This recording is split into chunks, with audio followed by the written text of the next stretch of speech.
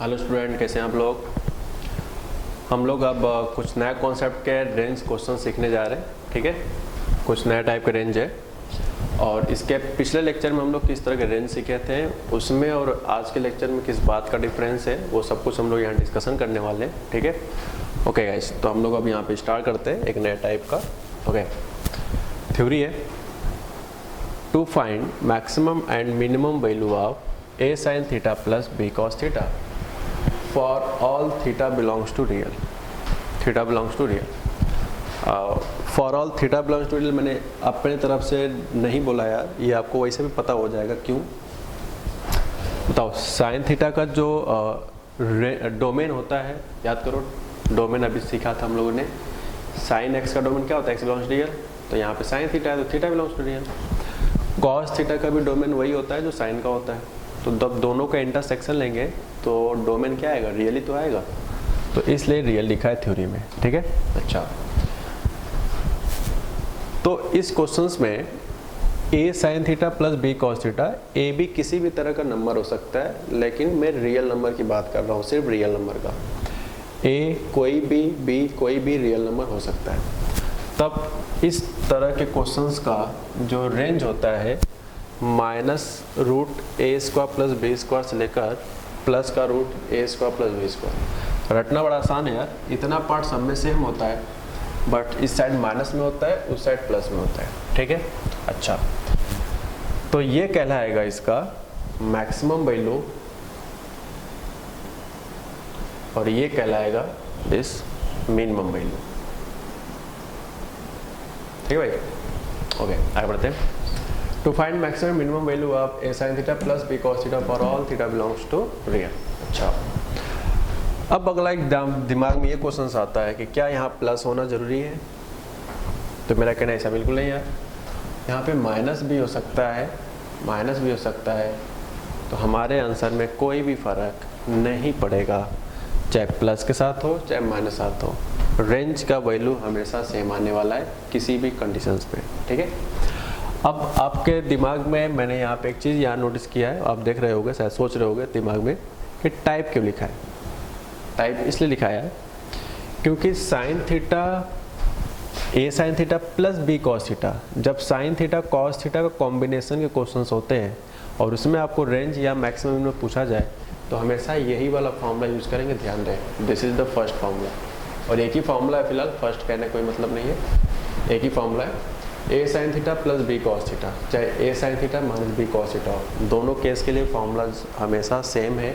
अच्छा, दूसरी पॉइंट्स ये है यार, यहाँ पे जो थीटा वाला प्लेस है ना, थीटा, ये दोनों सेम होने चाहिए, 100% सेम ही होना चाहिए, तभी आप इस फॉर्मूले को यूज़ कर पाओगे। वो तो साफ साफ दिख रहा है, यहाँ भी थीटा लिखा है और यहाँ भी थीटा लिखा है, तो दोनों थीटा सेम है, तभी हम इस फॉर्मूले का यूज़ कर पा रहे हैं, वरना नहीं कर पाते। ठीक है इस, ओके, अच्छा, तो ये फॉर्मूला हम लोग आज याद कर लेते हैं। अब इस पर हम जब क्वेश्चंस की प्रैक्टिस करेंगे तो आपको कब क्यों कैसे का जवाब मिलता रहेगा, और आपके माइंड में एक चीज़ और भी आ रहा होगी बात कि यार ये फॉर्मूला कहाँ से, मतलब ये कैसे बन गया, कि how to decide this formula is the maximum and minimum value. Okay, कैसे इसको हमने पता किया कि यही होगा इसकी मिनिमम वैल्यू, वही होगा उसकी मैक्सिमम वैल्यू। तो इसके लिए मुझे प्रूविंग की ज़रूरत पड़ेगी। ठीक है, तो हम इसको प्रूव करते हैं कि क्या कारण है कि इस फॉर्मूले का रेंज जो है minus time this to that हुआ है। ठीक है, ओके, तो ये हमने पूरा फिनिश किया है। अब आपको मैं फाइनल बात बताने जा रहा हूँ जो आपको थोड़ा सा मेमोराइज करना होगा, कहीं साइड में लिख लेना होगा। ये फॉर्मूला हमेशा लगाओगे जब कॉम्बिनेशन कैसा होगा, साइन के साथ साथ कॉस का भी हो, दोनों थीटा सेम होने चाहिए, और ये जो सेम हो इसका जो डोमेन हो हमेशा रियल नंबर ही होना चाहिए, सिर्फ रियल नंबर। अगर आप इस बात को इग्नोर करते हो तो गड़बड़ हो जाएगा, क्योंकि हम लोग जब फंक्शन चैप्टर स्टार्ट करेंगे तो थीटा बिलोंग्स टू जहाँ रियल लिखा है, हो सकता है कि यही क्वेश्चन देखकर थीटा लिख दे 0 से π/2, मे भी ऐसा लिख सकता है, या 0 से π/4, या -π4 से π/4, या -π4 से π/2, समथिंग टाइप का। तो एक डिफरेंट टाइप का जब इंटरवल होगा तो उस केस में आपका ये फॉर्मूला काम नहीं करने वाला है। ठीक है, ये फॉर्मूला काम नहीं करेगा अगर थीटा का इंटरवल रियल ना हो के कुछ अनदर टाइप का डोमेन होगा, तो ये सिर्फ और सिर्फ वर्क तभी कर रहा है जब थीटा बिलोंग्स टू रियल होना चाहिए। ये 2 पॉइंट्स आपको मैंने बताया है। काफ़ी सारे स्टूडेंट्स में कंफ्यूज होते हैं जब उनको फंक्शंस चैप्टर पढ़ाया जाता है। थोड़ी सी मैंने कन्फ्यूजन यहाँ आपकी दूर की है, ठीक है। तो चलते हैं इसके प्रूविंग की तरफ कि ये फॉर्मूला कैसे बनाया गया है। और टाइप लिखने का मेन मकसद ये है, इस पूरे वैरायटी का टाइप ये हमेशा होना चाहिए दिस फार्मूला। जब तक ये कंप्लीट नहीं दिखेगा तब तक आप इस फॉर्मूले को कभी नहीं आना है, ठीक है। Okay, no problem. So now start proving for maximum minimum value of a sine theta plus B cos theta, ठीक है।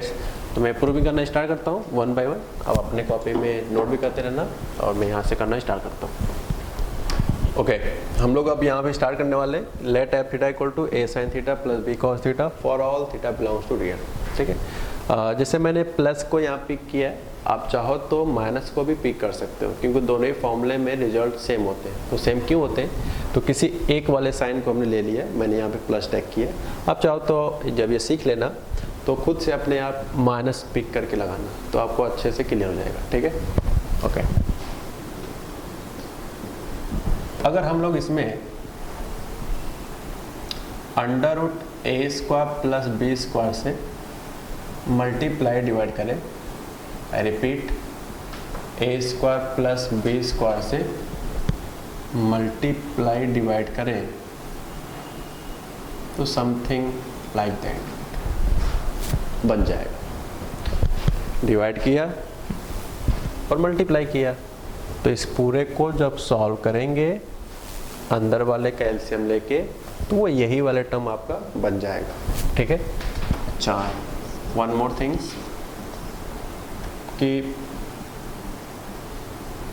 a upon A square plus B square को, I repeat, a upon under root A square plus B square को I will just let suppose that cos let कर लेते हैं। ये आपकी इच्छा, कुछ भी लेट कर सकते हो। क्या लेट किया?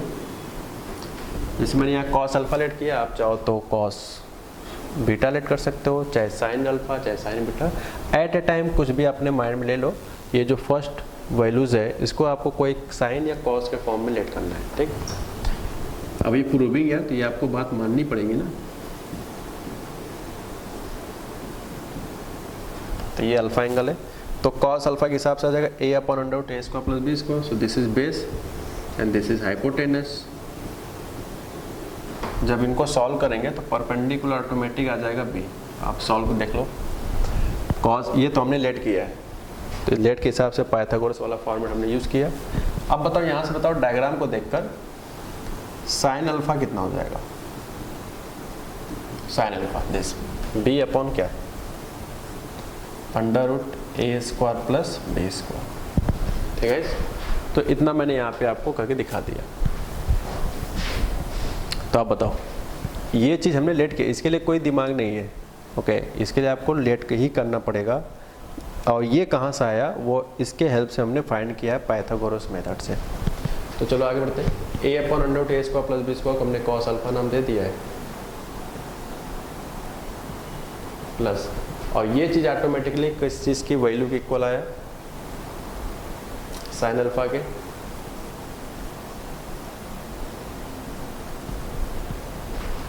ठीक भैया, ओके।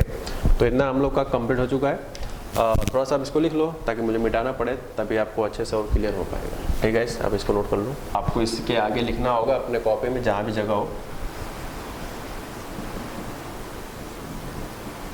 अगर आप 10th अच्छे से पढ़े हो तो उसमें एक फॉर्मूला पढ़ाया गया था साइन ए प्लस बी का, और मैं कई बार बीच बीच में जब यूज़ होता है तो फॉर्मूला लिखवाता भी रहता हूँ कहीं ना कहीं। वो हम लोग आज के लेक्चर में वो फॉर्मूला स्टडी करने वाले हैं, जिस चीज़ को मैं अभी यहाँ याद दिला रहा हूँ, ठीक है। तो ये फॉर्मूला है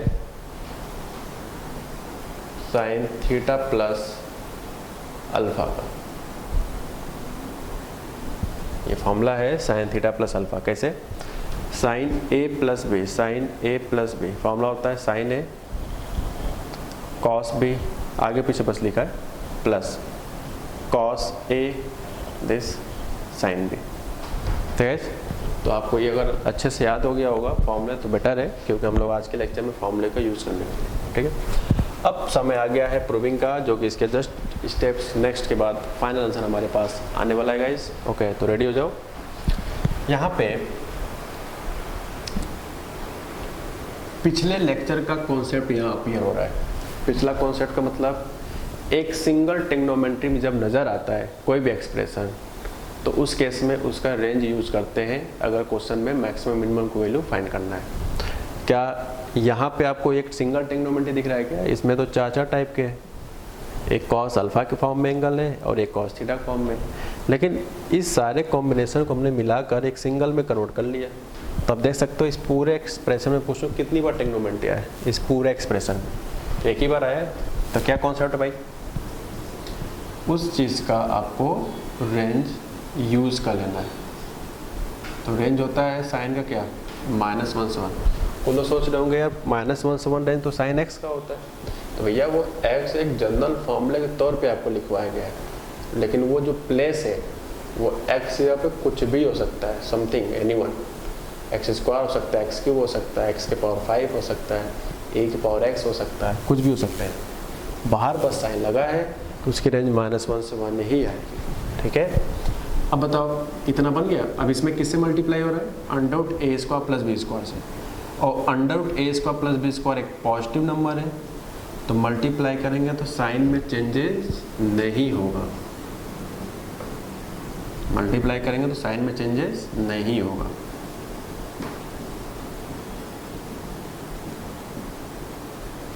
ठीक है, ओके। अब आप देख सकते हो इस क्वेश्चन को हमने क्या माना था, इसको एफ थीटा ये तो थे, देखो यहीं पे तो लिखा है एफ थीटा, और ये एफ थीटा किसको लेट किया है, इस फॉर्मेट को। इसका मतलब this right also a sine theta plus B cos theta. तो आप देख सकते हो यार हमने प्रूव कर दिया रेंज, हैंस प्रूफ। अब शायद आपको कुछ ज़्यादा अच्छे सेटिस्फैक्शन मिला होगा। क्या कारण है कि इस तरह के क्वेश्चंस के रेंज को ये फॉर्मूला लिखा जाता है। ठीक है, तो ठीक है, नोट्स कर लो। तो ये क्वेश्चंस का फाइनल रेंज हमारा आ चुका है। ठीक है, तो अब हम लोग इस कॉन्सेप्ट पे बेस्ड जो हम लोग थ्योरी स्टडी की है उस पर अब हम लोग क्वेश्चन ट्राई करने वाले हैं। ठीक है, अब इसको अच्छे से नोट कर लो। ओके स्टूडेंट, हम लोग अब एक नया एग्जाम्पल लिया है पिछले कॉन्सेप्ट पे बेस्ड। ठीक है, एकदम बहुत ईजी है। ठीक है, इतना ईजी तो सभी कर लेंगे। अगर कर सकते हो तो प्लीज़ इस वीडियो देख के अपना समय नुकसान ना करो, क्योंकि मैं इसमें ऐसा कोई खास बात नहीं बोलने वाला हूँ। Same to same formula based है, तो आप इस वीडियो को थोड़ा सा स्किप करके अगला वाला क्वेश्चन को देख सकते हो। ठीक, सुनो भाई, इसमें लिखा है 3 sin x plus 4 cos x। तो आप बताओ क्या इस तरह कॉम्बिनेशन में आपको रेंज पता होता है? फॉर्मूला रेंज क्या होता है भाई साहब? Under root minus times 3 square plus 4 square,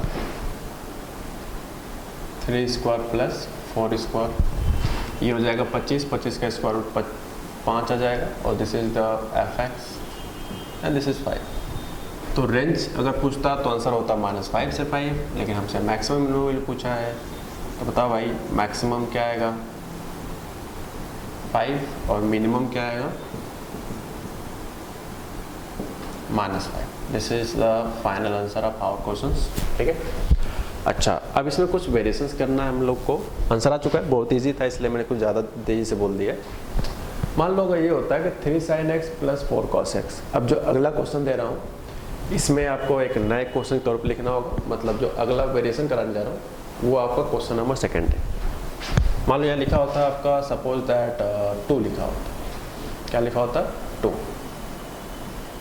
ठीक है, तो क्या करते?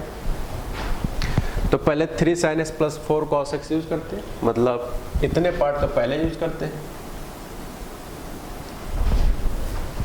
ओके, चलो भाई हो गया, अच्छी बात है। अब इसमें एक्स्ट्रा क्या किया गया है? प्लस का 2। ठीक है, एक्स्ट्रा क्या किया गया? प्लस का 2। तो इतना टर्म्स पहले आप बना लो। तो चलो भाई बना लिया। अब यहाँ पे हम लोग बात करेंगे 3 sin x plus 4 cos x बन चुका। ठीक है, अब इसमें 2 एक्स्ट्रा कर दो। 2 एक्स्ट्रा क्यों कर रहे हैं भाई साहब? क्योंकि इतने में हमें क्या करना है? प्लस का 2, तो इसलिए मुझे करना पड़ेगा, मजबूरी है। तो 3 sin x plus 4 cos x plus 2 5 plus 2। ठीक भैया, ओके। तो आप देख सकते हो वंस अगेन फिर से एफ एक्स बन गया इस तरह का। This is -3 and this is 7। तो इस क्वेश्चंस का अगर रेंज पूछा जाता जो इस समय आपके पास अवेलेबल है तो आंसर आता -3 से 7, लेकिन हमसे मैक्सिमम मिनिमम वैल्यू पूछा गया है। बताओ f(x) की मैक्सिमम वैल्यू कितना होगा और f(x) की मिनिमम वैल्यू क्या होगा। ये यार लिखने का एक डिजाइनिंग फॉर्मेट है, ठीक है, ऐसा नहीं कुछ एक स्पेशल चीज तरीके से लिख सकता हूँ। f(x) नीचे मतलब मैक्सिमम बताओ, f(x) की मिनिमम बताओ, ठीक है। तो मैक्सिमम हो जाएगा 7, मिनिमम हो जाएगा -3, ठीक है। तो this is the final answer in our questions. Okay, तो this are the complete final answer is 7 and -3, ठीक है। अब थोड़ा सा वेरिएशन अब मैं यहाँ से अच्छे से स्टार्ट करूँगा। अब आपको यहाँ पे अच्छे से देखने की ज़रूरत है, ठीक है। आइए देखते हैं क्या लिखा है, ठीक है। तो ये क्वेश्चन एक अलग फॉर्मेट का है, फॉर्मूला सेम लगने वाले हैं लेकिन लुक वाइज थोड़ा सा डिफरेंट मैंने दिया है, तो इस चीज़ को मुझे लगता है आपको समझने की ज़रूरत है, ठीक है। लिखा है find the range of this. इस क्वेश्चन का रेंज आपको बताना है। तो आप चाहो तो यहाँ पे f(x) इक्वल टू लिख सकते हो, ठीक। So f(x) equal to 5 cos θ -3 sin 2θ, sorry theta नहीं यार x है, 5 cos 2x -3 sin 2x। इसको मैंने इस बार x में इसलिए बताया यार, कई बार क्या होता है वेरिएबल्स चेंज कर देता है तो स्टूडेंट कंफ्यूज होते हैं कि यार इस फॉर्मूले को यूज़ करें कि ना करें, ठीक है। अच्छी बात है, हम लोगों ने थीटा में पढ़ा था, मैंने क्या होता थीटा प्लस 2 दोनों के जगह प्लेसेस सेम होने चाहिए, ठीक है। तो देख सकते हो 2x यहाँ भी लिखा है, 2x यहाँ भी लिखा है, ठीक है भाई। तो जब दोनों जगह पे सेम है और x भी बोला है कि रियल है, यानी ये क्वांटिटी रियल भी है, तो हम लोग डायरेक्टली फॉर्मूला यूज़ कर सकते हैं जो हम लोग आज के लेक्चर में स्टडी करते हैं।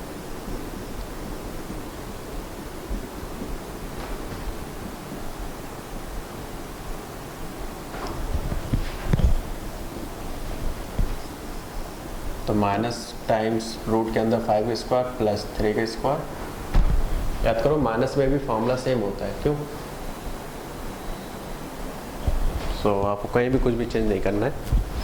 ये आ जाएगा आपका 25 plus 9 34, this is f(x) and root 34। अब क्योंकि अपने से रेंज पूछा गया है, so range is what, RF से रेंज बोलते हैं, रेंज ऑफ फंक्शन। कहाँ से कहाँ लाई करना है, -√34 से लेकर √34 तक, ठीक। Okay, no problem, this is the final answers of this. तो देख सकते हो 2x था, इंपॉर्टेंट क्या था यहाँ पे, सेम होना। वेरिएबल कुछ भी हो सकता है, 5x हो सकता है, 3x/2 3x/2 हो सकता है, कुछ भी हो सकता है, पर जो कुछ हो सेम हो तभी ये फॉर्मूला लगेगा, ठीक है। और गाइस तो ये नोट कर लो, आपका क्वेश्चन का फाइनल आंसर आ चुका है। थोड़ा सा वेरिएशन 1-2 और कर लेते हैं, फिर क्वेश्चन को टाइप हम लोग फिनिश करेंगे। नोट कर लो।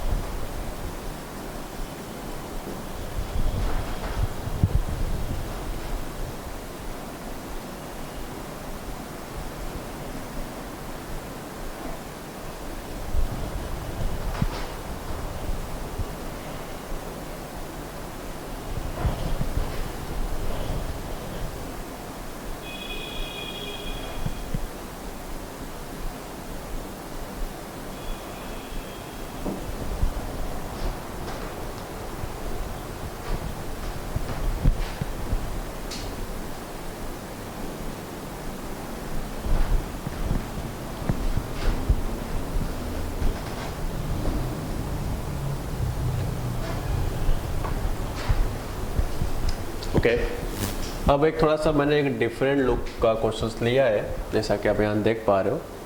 लिखा है find the range of f(x) equal to 1/5 cos x plus 12 sin x plus 50, ठीक है। अच्छा, अब बताओ ऐसा तो कोई क्वेश्चन अभी तक किया नहीं गया है कि 1 टाइप के हो तो क्या करेंगे।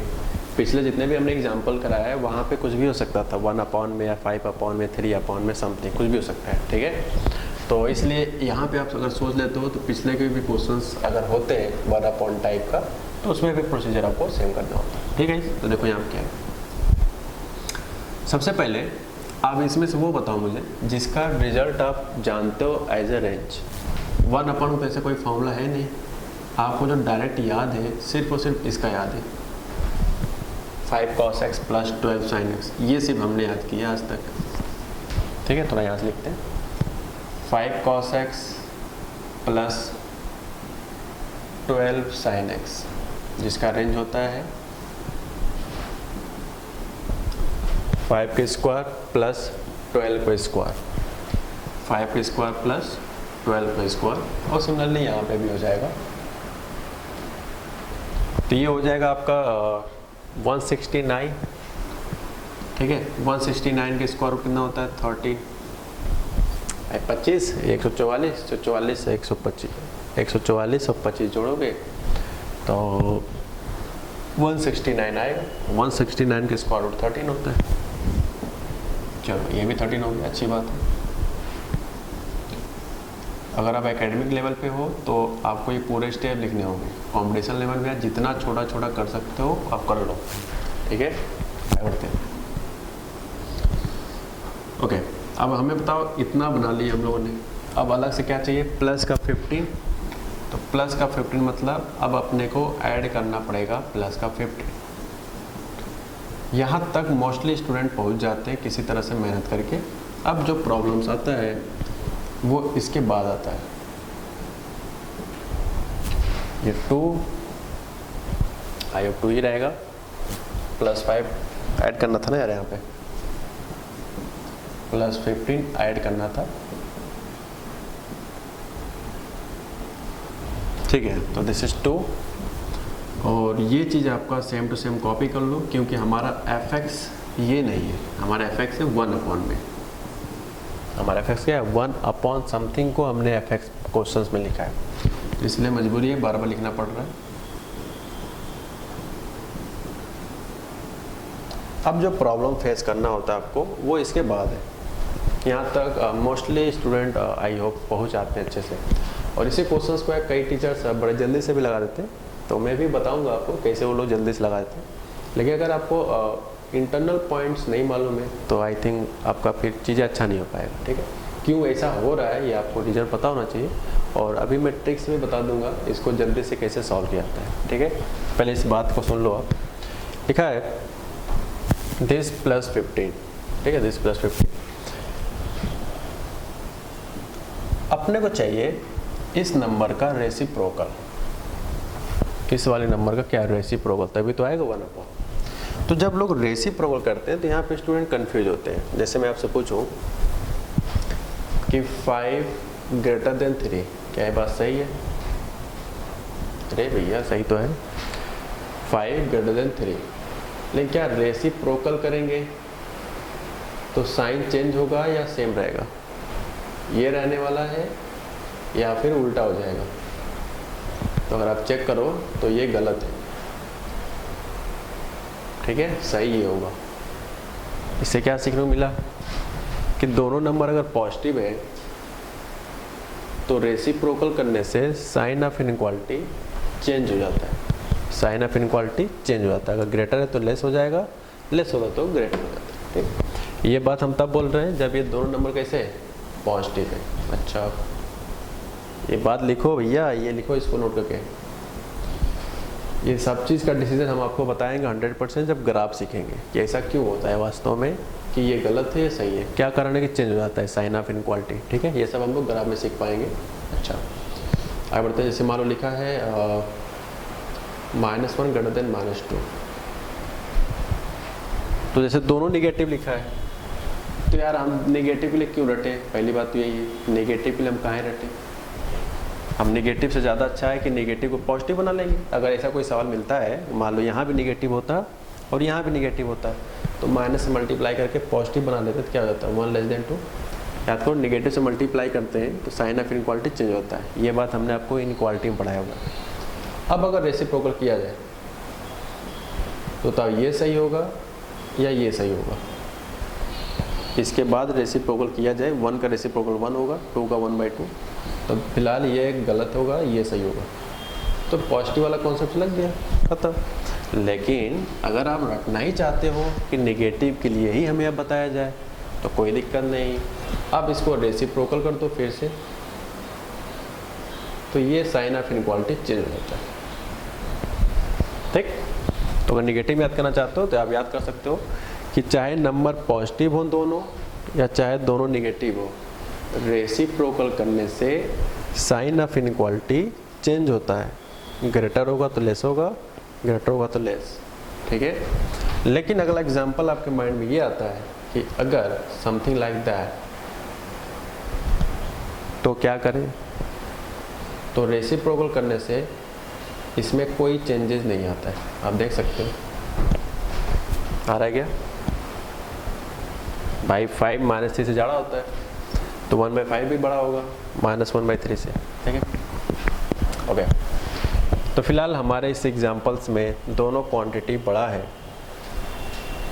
और पॉजिटिव भी है। अपने को रेसिप्रोकल की रिक्वायरमेंट है, तो यानी इसको जब 1 करेंगे क्या क्या चेंजेस हो जाएगा बताओ भाई? 28 वाला इधर आ जाएगा और 2 का रेसिप्रोकल इधर आ जाएगा, क्योंकि साइन ऑफ इनइक्वालिटी क्या होता है? चेंज होता है ना। और ये वाला टर्म्स हमारा क्या है क्वेश्चंस के अकॉर्डिंग? ये वाला, इसी को तो क्वेश्चंस में fx कहा गया है, यानी जो fx है वो हो जाएगा 1/2 और ये हो जाएगा 1/20। तो फिलहाल आपसे रेंज पूछा गया है, तो मैं यहाँ रेंज लिख सकता हूँ एक लाइन में कि 1/28 कामा 1/2 तक। ठीक, सो this is the final answer. ठीक है, ओके। मान लो इस सवाल में अगर मैक्सिमम मिनिमम वैल्यू पूछता तो मैक्सिमम वैल्यू 1/2 है, मिनिमम वैल्यू 1/28।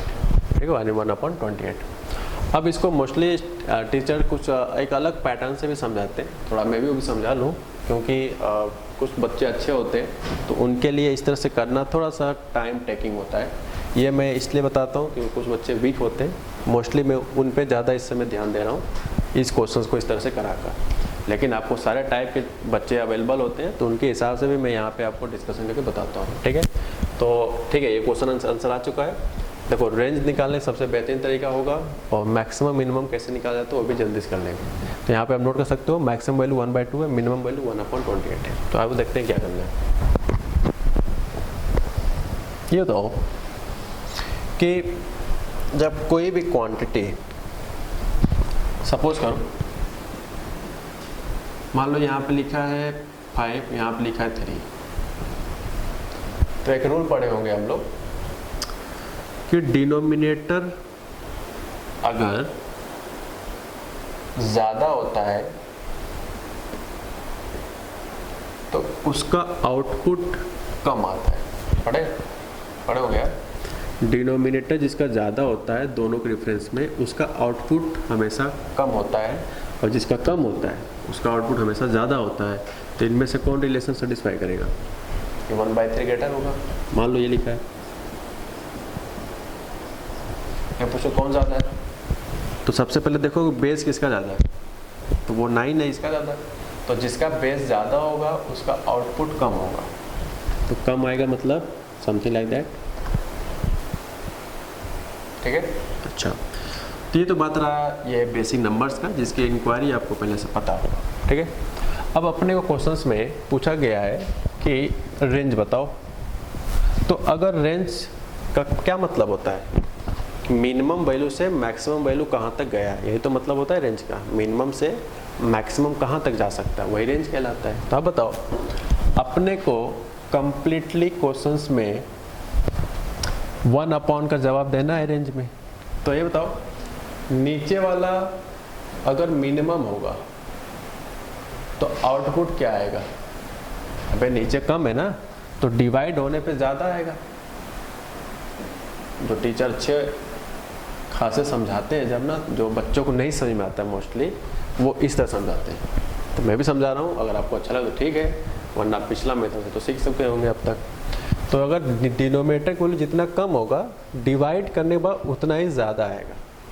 यानी कि मैक्सिमम वैल्यू के लिए आपको इस चीज़ की कौन सी वैल्यू फाइंड करना पड़ेगा? मिनिमम। तो इसकी मिनिमम वैल्यू कितना होगी? तो मिनिमम वैल्यू होता है minus times root 5 square plus 12 square, तो वो सब निकाला था, -13 आया था, उसमें +15 करेंगे तो -13 प्लस 15 यानी कि प्लस का 2 आएगा, यानी मिनिमम वैल्यू 2 आएगा। तो 1/2 क्या कहलाएगा? Maximum value. चेक करो, वही तो है 1/2 मैक्सिमम वैल्यू। देखो हमें पेन चलाने की जरूरत ही नहीं पड़ी, लेकिन ये उनके लिए सही है ना जो लोग एक्सपर्ट हैं, ओके। बट अगर आप एक्सपर्ट नहीं हो तो आप मेरा पिछला वाला क्वेश्चन का तरीका देख सकते हो कैसे मैंने सॉल्व किया था। चलो भाई, मैक्सिमम वैल्यू आ गया 1/2। अब मुझे f(x) की मिनिमम वैल्यू चाहिए, f(x) का मिनिमम वैल्यू। तो नीचे ये मिनिमम कब आएगा? जब डिनोमिनेटर ज़्यादा ज़्यादा हो, जितना ज़्यादा डिनोमिनेटर आउटपुट उतना ही कम। अभी हम समझा रहे थे यहाँ पे, यानी डिनोमिनेटर जितना मैक्सिमम होगा डिवाइड करने के बाद उतना ही कम आएगा।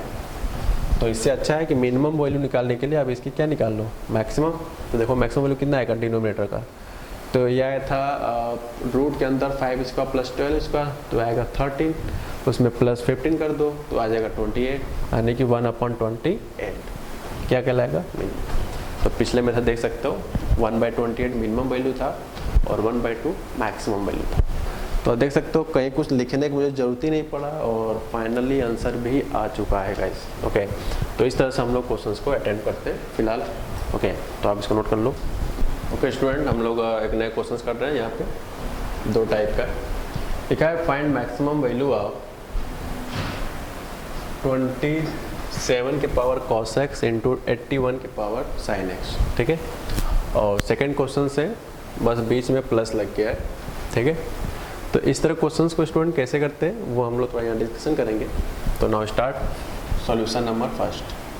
Late f(x) is equal to 27 के पावर cos x इंटू 81 के पावर sin x। तो हमारा फर्स्ट प्रायोरिटी होना चाहिए कि क्वेश्चंस का डोमेन क्या होगा, क्योंकि जब सबसे पहले डोमेन आता है, रेंज बाद में आता है, मिनिमम वैल्यू बाद में आती है, पहले डोमेन आता है। cos x का डोमेन क्या होता है? -1 से 1, sin x का -1 से 1। तो डिफिनीशन ऑफ दिस फंक्शंस का जो डोमेन होगा वो x बिलोंग्स टू रियल है। ये बहुत इंपॉर्टेंट पॉइंट है यार, अगर इसको आप नहीं समझ पा रहे हो तो फिर फंक्शन चैप्टर में जब रेंज पढ़ाएंगे तो आपको डाउट होगा। आई थिंक वहाँ पे जो अच्छे से क्लियर होगा जब मैं पीछे चीज़ें आपको रिवाइज कराता रहूँगा, तो ठीक है। तो 27 हो जाएगा 3 की पावर 3, तो हो जाएगा 3 की पावर 3 cos x इंटू 81 लिख सकते हैं 3 की पावर 4, 4 का साइन में मल्टीप्लाई हो जाएगा 3 की पावर 4 sin x, ठीक है। अब देखो बेस सेम है तो पावर क्या होता है? बेस सेम है भाई तो पावर क्या होगा? ऐड।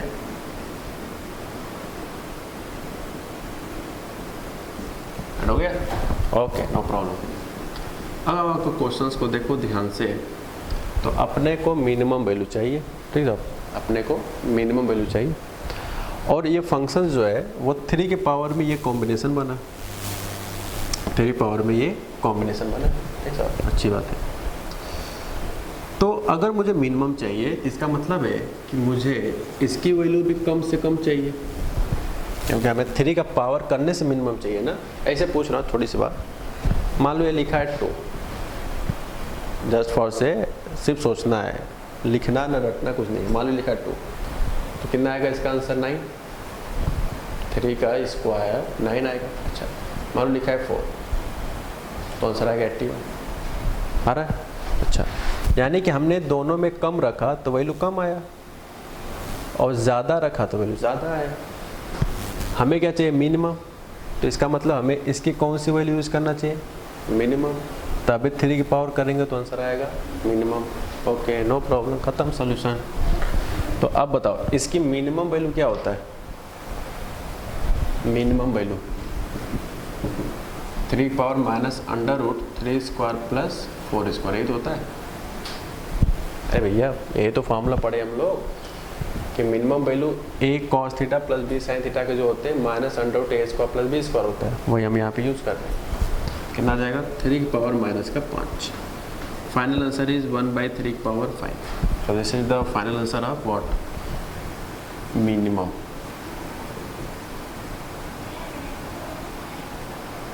ठीक है, तो ये आंसर हो गया फर्स्ट पार्ट। ठीक है, ओके मैं वो एक बार रिपीट कर देता हूँ। इस स्टेप तक फंक्शंस था सिर्फ, मिनिमम मैं इसलिए लिख पाया हूँ क्योंकि इस फंक्शन के कौन सी वैल्यू हमने यहाँ यूज़ किया है, वो मिनिमम। मान लो इसी क्वेश्चन में आपसे पूछता कि फाइंड मैक्सिमम वैल्यू बताओ, तो मैक्सिमम वैल्यू के लिए आपको इसकी सिर्फ और सिर्फ कौन सी वैल्यू यूज़ करना पड़ता, ज़्यादा से ज़्यादा। तो ज़्यादा से ज़्यादा मतलब इसकी मैक्सिमम वैल्यू क्या होता है 5, यहाँ पे क्या आ जाता है सिर्फ और सिर्फ 5। तो इस तरह से इसका आंसर हम लोग फाइंड आउट कर लेते हैं। और ये चीज़ फॉर्मूला हम तभी लगा पाए हैं जब डोमेन क्या था, रियल। याद करो मिनिमम मैक्सिमम वैल्यू इस कॉन्सेप्ट पर तभी सीख रहे हैं जब डोमेन वेरिएबल्स का रियल नंबर होना चाहिए, तभी हम लोग सीख रहे हैं। ठीक है, ठीक है। तो first part is the finish now. अब हम लोग सेकेंड पार्ट्स पे चलने वाले। तो आइए देखते हैं सेकेंड पार्ट में क्या करना है।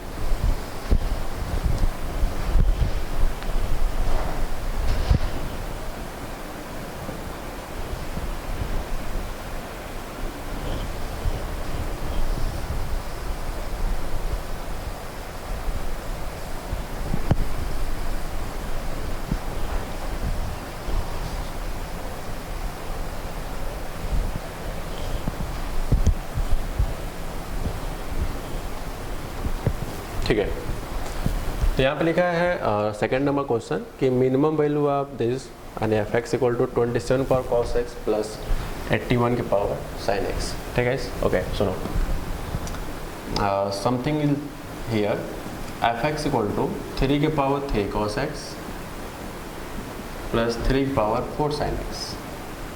अब सुनो, ये बात जो बोलने जाओगे इसको आप समझ गए तो आपका आंसर आ जाएगा। जैसे मान लो कोई नंबर है बेस में, इसके पावर मान लो लिखा है -2, तो इसको सॉल्व करने से आता है 1/25। कैसे आया होगा, क्योंकि मैथमेटिकली इसको लिखेंगे 1/5 स्क्वायर, और 5 स्क्वायर कितना होता है 25। मान लो 5/2 लिखा है, कितना आ जाएगा 25। ये वैल्यू कैसा है, दोनों पॉजिटिव, ये भी कैसा है पॉजिटिव, नो प्रॉब्लम। अब देखा जाएगा ध्यान से, तो बेस अगर पॉजिटिव है, बेस अगर पॉजिटिव है तो इसका पावर चाहे नेगेटिव हो चाहे इसका पावर पॉजिटिव हो, आउटपुट हमेशा कैसा आता है, पॉजिटिव आता है। ओके, तो इस बेसिस से हम ये बता सकते हैं कि 3 की power 3 cos x always positive, 3 की power 4 sin x always positive. क्योंकि बेस अगर पॉजिटिव है तो पावर नेगेटिव हो चाहे पॉजिटिव हो, आउटपुट कैसा आता है पॉजिटिव। अब अगर ये दो नंबर पॉजिटिव हुआ तो हम लेट कर सकते हैं यार, 2 पॉजिटिव नंबर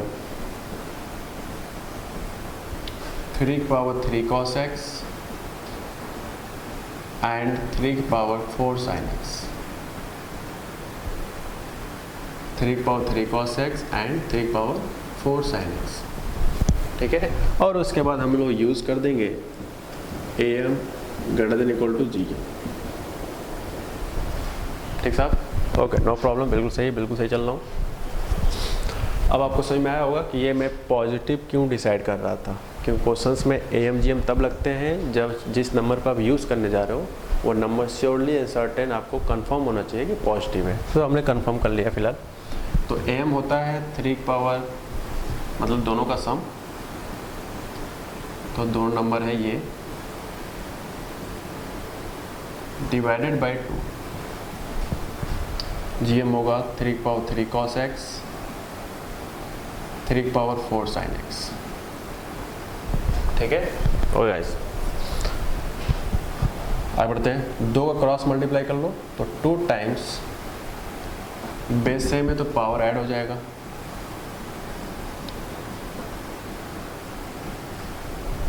ठीक है, ओके नो प्रॉब्लम।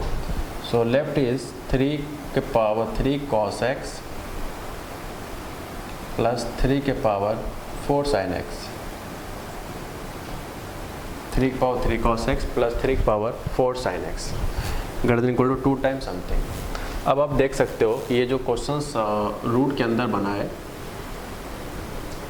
ये आपका क्वेश्चन नंबर फर्स्ट है। फर्स्ट बोले तो जो इसका सॉल्यूशन किया था उसमें क्या पूछा था, मिनिमम। तो इसकी मिनिमम वैल्यू कब आएगा, वो तो इसके पावर पे डिपेंड करेगा, क्योंकि ये चेंज होगा तो 3 के पावर करने पे चेंज होगा, आफ्टर रूट चेंज होगा, 2 से मल्टीप्लाई करने से भी चेंज होगा। तो ये कब तक इस तरह से चेंज हो कि इसका आउटपुट मिनिमम आता हो। तो ये तभी हो सकता है जब इसके पावर की वैल्यू कितना हो, मिनिमम होता हो, इसके पावर की वैल्यू मिनिमम होता हो। ठीक है, तो अब इसको नोट कर लो यार। ठीक है, तो हम लोग अब अच्छे से चलते हैं आगे, देखते हैं अगला क्या स्टेप्स हमें फॉलो करना चाहिए। Okay, so now start.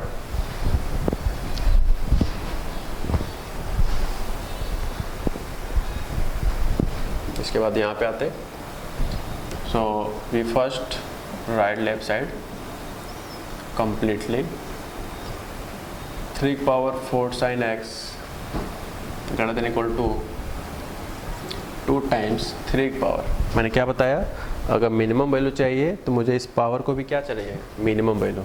इसकी मिनिमम वैल्यू क्या होता है, √3² प्लस 4²। देख रहे हो यार, हमने अभी तक सिर्फ एक ही फॉर्मूला पढ़ाया है और उस पर बेस कितने सारे क्वेश्चंस के फॉर्मेट बनते हैं, अप्रॉक्स मैंने सब लगभग दे दिया आपको। ठीक,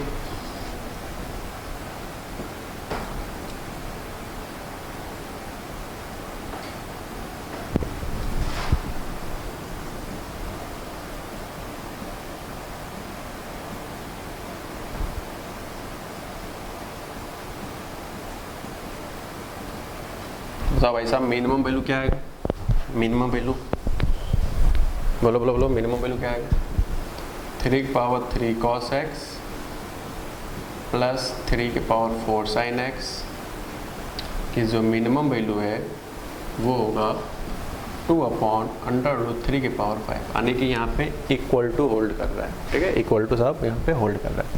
ओ गाइस, तो आप इसको अच्छे से नोट कर सकते हो। तो ये हमारे क्वेश्चंस का फाइनल आंसर होता है। ठीक है, तो इस 2 फॉर्मेट के हम लोग क्वेश्चंस कर लिए। ठीक है, अब हम लोग नेक्स्ट लेक्चर से कुछ एक डिफरेंट टाइप के फॉर्मूले हम लोग स्टडी करेंगे, उस पर बेस्ड हम लोग कुछ क्वेश्चंस भी नेक्स्ट लेक्चर से ट्राई करेंगे। ठीक है, और क्वेश्चंस के प्रैक्टिस करने के लिए आप गूगल प्ले स्टोर पर जाकर सुपरसिटी का ऐप डाउनलोड करो, वहाँ पे DPP आपको मिल जाएगा। जो भी यहाँ पे हम लोग टॉपिक पढ़ाते हैं उसका वहाँ पे हम लोग PDF फॉर्मेट बना के वहाँ पे सेव किया हुआ है। ठीक है, आप जाकर वहाँ डाउनलोड करो। ओके, और अगर ये सारे चीज़ें अच्छे लगे हों, जो बताया हूँ, मज़ा आया होगा आई होप। ओके, तो चैनल को सब्सक्राइब करो और दोस्तों के साथ शेयर करो। ठीक है, बेस्ट ऑफ लक।